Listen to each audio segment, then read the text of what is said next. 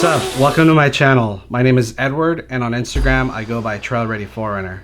So what'd you guys think of that B-roll sequence that we shot over at Lytle Creek? Leave a comment down below. So obviously by the title, we're gonna kind of dive into how I edit a video. But first, I was going through my analytics on YouTube and 78% of you aren't subscribed. What the hell, guys? So me and George went on a totally last second trip. We were out shooting content for YouTube and Instagram. I pulled out my camera and I asked him, hey, would you mind if I go ahead and shoot a B-roll sequence of you cooking this? And he was like, yeah, that'd be cool. So I started shooting and we came up with the idea of I provide him with the B-roll to put in his video, and then I'll do a secondary video going over kind of my techniques on how I edit a B-roll sequence. And I'm not saying it's the right way to do it.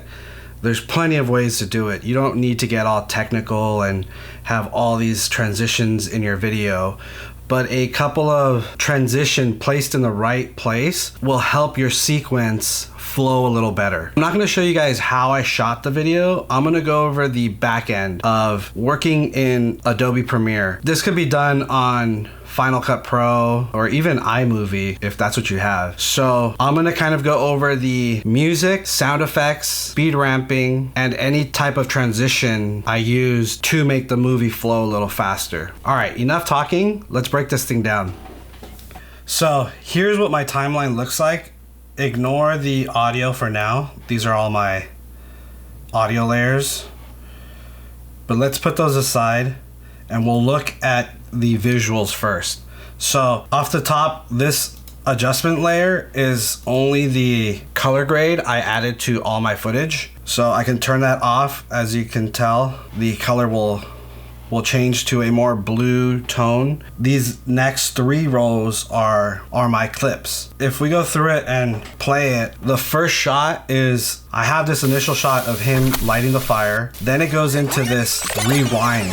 This rewind, it's just a video effect that I got offline. It's pretty much laid on top of the original footage so that it looks like it's going in reverse. And all I did was I changed the speed and duration. I put it in reverse and I bumped it up to like 240, 239. And what that did is it simulated the effect of it playing in reverse. So when I shot most of this, I knew it was gonna be slowed down just a little or sped up to kind of keep the flow of the edit. So in a lot of these shots, this shot is slowed down very slightly at about 70%, I believe, 76%. So it's slightly just slowed down. And it's happening so quick. You normally, for a long shot, you wouldn't want to slow things down. You would want to do it in camera. So you would shoot at like 60 frames per second or 120 frames per second, depending on what camera you're using. So in some of these shots, I wanted to kind of slow it down just a little bit because the action was really fast when I was recording. But for the most part, it's sped up. So here you can see this shot was actually, I rotated the camera when I was recording it to give that rotation illusion. This took like 4 or 5 takes of George turning the knob, turning it back off, turning the knob, turning it back off. And we finally got one where I turned the camera and it stayed in center and it flipped. And all I did was I added a small speed ramp to it. So you can see here the slight speed ramp I gave it. So it goes from the normal frame rate to faster frame. And you can see the whole thing turn here. And then the next step was lighting the match. And with this shot, I kind of pulled back to keep the focus like spot on. I was a little off, but when you're outside shooting, it's super hard to get things like focused on the dot, especially when you're shooting manually. And I didn't have my external monitor on. I was just using the LCD in the back of the camera. So it wasn't spot on perfect, but I mean, the clip is like a couple of seconds, so it doesn't need to be exactly focused. So we kind of got away with it. So he goes, he lights the match, and then I cut a hard cut to a different shot of the match already lit coming off of the box, and you see all the smoke. Then it goes into a low shot of George lighting the actual scuttle. So you can see here it's a short clip, and there is a speed ramp here. So you can see the transition from regular, and then it slows down a little bit. Okay, so this shot was shot at 60 frames per second. I knew I wanted the fire to be slowed down. So a lot of these shots, when the match is being lit, I knew I wanted to capture that, like the explosion off the match. And then when he lit the scuttle, I wanted to see that explosion and capture it in slow motion. So here, right when the igniter from the propane I caught the explosion off of the match, and so I slowed it down a lot so you can really see it, and this is happening so fast. Then I cut to a shot of water being poured on the scuttle, and then it goes quick into like a low shot of the water flowing into the scuttle, and the sound it gave was amazing. So that flows. Then the salt. So this was shot on the side of the scuttle. It wasn't shot right on top. So I got down, and all these salt flakes were landing on my lens, and I was in manual focus so that I told the camera where to focus. That way when the salt was falling, it would go out of focus, in focus, then out of focus. And then what I did is I reversed that same clip right after it so that you can see the flakes come down and then go back up, which gave a really cool effect. So right after that, we go into the knife being pulled and the bag of barbecue opening. And then this is just regular cuts, nothing fancy, just a little bit of camera movement.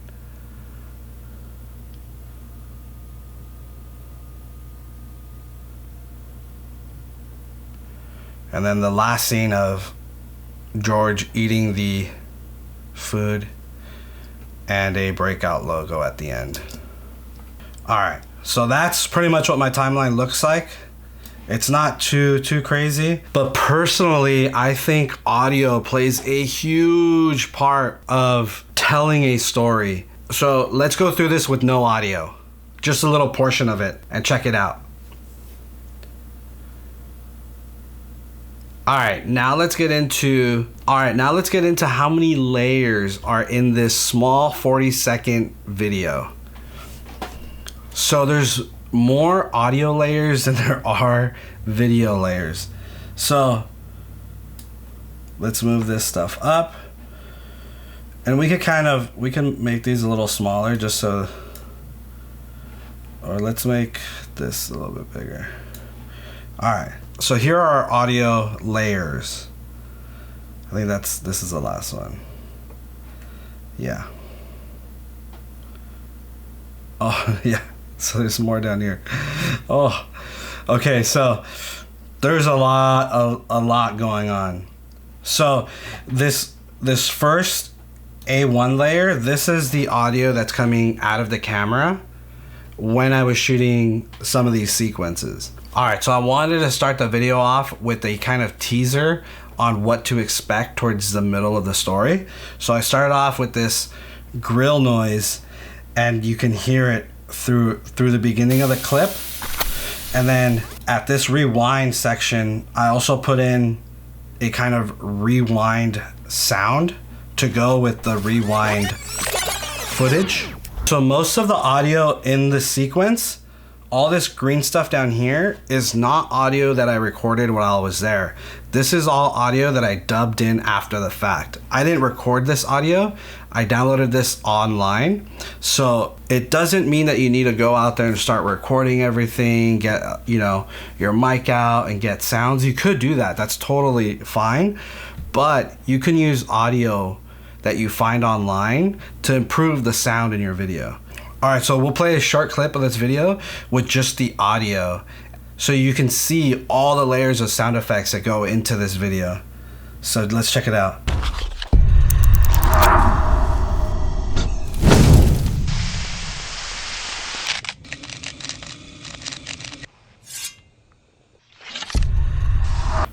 What do you guys think? It's crazy, right? So at the bottom here, I added a explosion sound effects to enhance the explosion that happened when I was shooting. So this audio here is the explosion that the camera captured.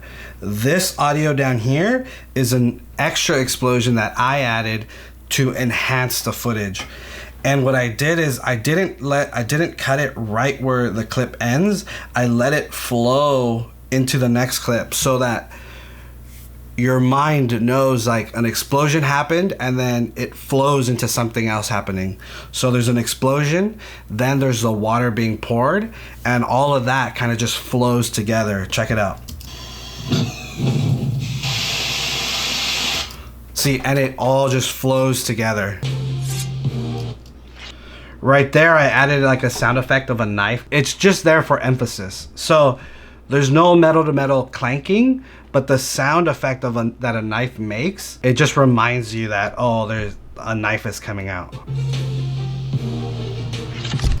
Here I added a sound effect of movement, almost like close, and I just added the two of them here, and I slowed one down to emphasize the bag being cut. All right, so this transition here, and the reason why I added the whoosh is because I took the camera and I moved it from them cutting the bag, and there was a soda bottle in front of me. So the camera moves behind the soda bottle, and what I did was I masked this part of the soda bottle out. And underneath, you could see the reveal of the other clip coming through. And the clip is speed ramped so that it goes from slow to quick to kind of hide into the next clip. And what the mask does is it follows this edge of the bottle. And underneath it, you can see the other clip that is being revealed. And so the transition is smooth and you don't really notice it. The meat is falling, it's sizzling, and all this audio is from in camera. And then the music ends here. And so I wanted the emphasis on like George moving the meat on the scuttle. What I did is I added a kind of like an explosion right when the music ends to make the transition between music to no music smoother. I'll go through like the layers from top to bottom. So this is all the audio from the camera. So all this audio is duplicate audio of the grill sizzling that I just duplicated multiple times to carry that sizzle throughout this kind of no music section. And I also added this layer, which is a buildup, like a pressure buildup. All right, so this bottom section, I wanted to create an atmosphere, and you can do that by adding wind noises, birds chirping like I did, or any type of like background noise in order to create this like fake atmosphere that you're in. So I added bird noises just because we were outdoors. I lowered the audio so that they're super faint and in the background.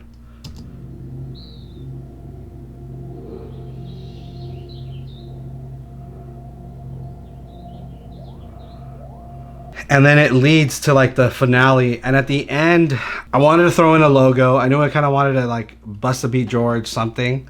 So I found this logo, and funny enough, it's called Daddy Chef. This is a random like logo that I found online, and I think it had like Daddy Chef or something, but I just reused it. I gave him a beard because he had a mustache only, so it looks like George. And then I brought back the music in the end portion because there's a hit like right here that I really wanted to bring back. There's also a whoosh, so when the logo is revealed, there's a whoosh with it. And then that's what I'm talking about, and this is just kind of brought down a little bit, and I slowed it down just a hair so it sounds a little like weird because your footage is in slow-mo. And then there's another kind of suction whoosh that I added here when the music dropped. I also added it back when the music picked back up. And that's pretty much it, guys. Whoa, that was a lot.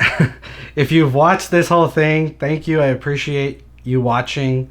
I wasn't sure if people were interested in things like this. I asked George if he thought viewers would be interested in like looking at the back end of what it takes to create a video, and he told me he would actually be interested.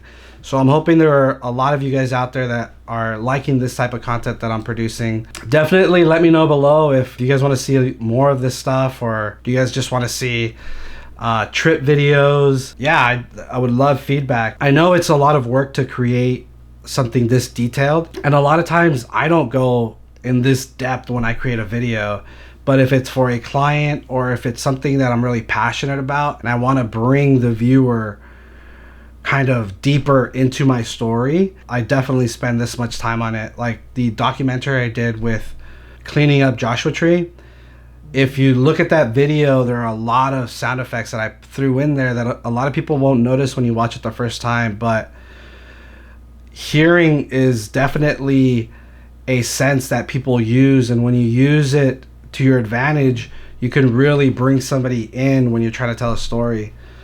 So if you've used these techniques, let me know, or if you haven't and you implement them in your next video, definitely tag me, let me know. I would love to check it out. That's all for this one, guys. I hope you guys picked up a couple of things, and I'll see you on my next video. Peace.